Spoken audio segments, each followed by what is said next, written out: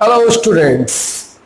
तो आज हम कंटिन्यू करने जा रहे हैं अपना first chapter class 12 electric charges and field का topic electric field intensity of an electric dipole. Last term में हमने देखा था electric dipole at an axis. आज हम देखेंगे electric dipole for a point which is on equatorial plane. Equatorial plane को समझने के लिए थोड़ा सा एक बार देखते हैं बेटा, व्हाट इज दैट। यहां पे हमने दो चार्जेस लिए हैं, एक चार्ज माइनस क्यू है और एक चार्ज प्लस क्यू है। माइनस क्यू को रखा है हमने ए पॉइंट पे और बी पॉइंट पे रखा है प्लस क्यू। ये डायपोल है तो इसके बीच का डिस्टेंस हमने ले लिया 2l।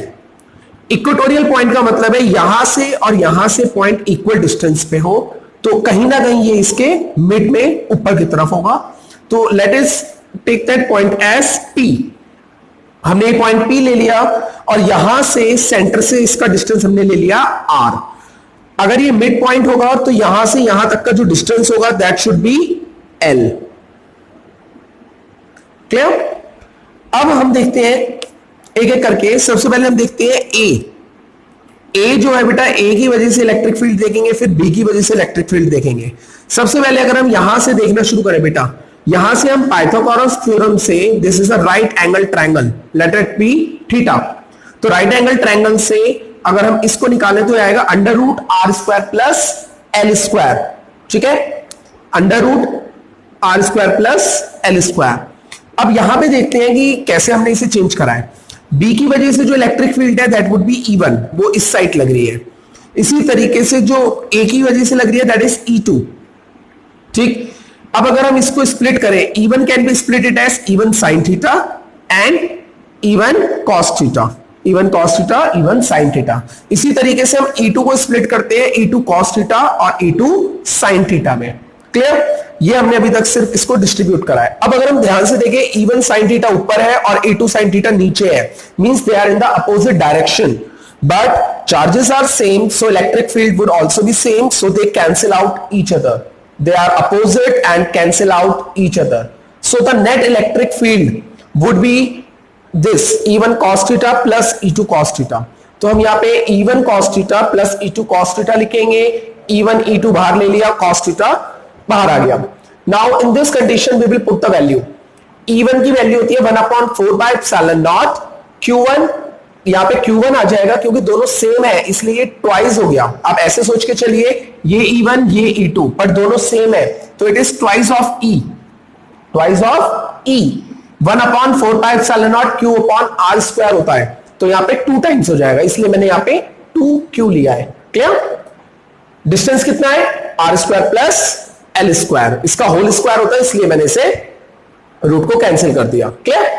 1/4 pi epsilon not Q upon R square. अब बात आती है cos थीटा। cos थीटा की यहां से मैंने वैल्यू को सॉल्व करा है। cos थीटा ये आया। cos थीटा का मतलब क्या हुआ? cos थीटा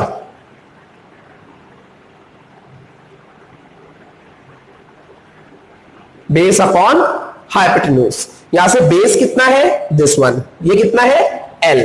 हाइपोटेन्यूज कितना है? This one, under root are square plus L square. Clear? Under root को मैंने पावर हाफ कर दी।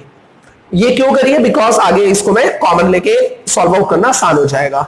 This was and this was added up, तो यहां पे आ गया 3/2 2QL। 2QL मतलब P, दैट इज मूवमेंट। ठीक है, डायपोल मूवमेंट।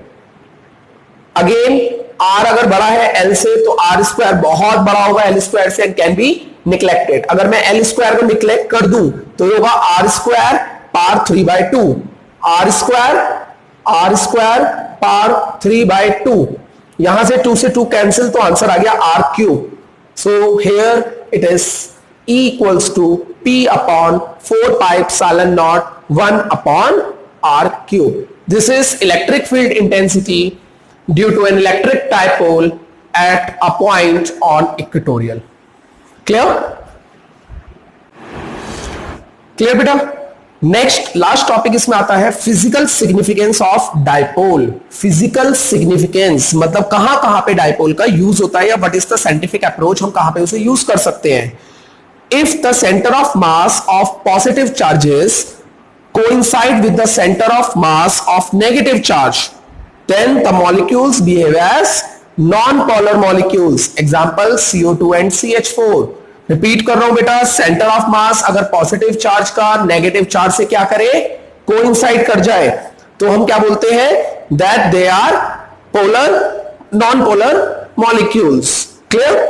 इसी तरीके से अगर centre of mass positive charge का कोइंसाइड नहीं करता किसके साथ, centre of mass of negative के साथ, तो हम मॉलिक्यूल्स को कहते हैं पोलर, जिसका एग्जांपल मैंने आपको पहले भी दिया था, H2O। क्लियर? बस याद रखना बेटा, जो नेट डायपोल मूवमेंट होती है नॉन पोलर की, जीरो, और पोलर मॉलिक्यूल्स की क्या हो जाएगी, नॉन जीरो। आपको ऐसे ही याद रखना है, polar non zero, non polar zero. Clear? ये शायद आप लोगों को बात क्लियर हो जाएगी, याद रहेगा, नेट डायपोल मूवमेंट पोलर की होती है नॉन जीरो, और नॉन पोलर की होती है जीरो। क्लियर? इसके बाद बेटा नेक्स्ट में हम पढ़ेंगे इलेक्ट्रिक फ्लक्स के बारे में। ठीक है, इलेक्ट्रिक फ्लक्स से लिंक्ड हमारा होता है गॉसियस थ्योरम, उसके बारे में हम स्टडी करेंगे।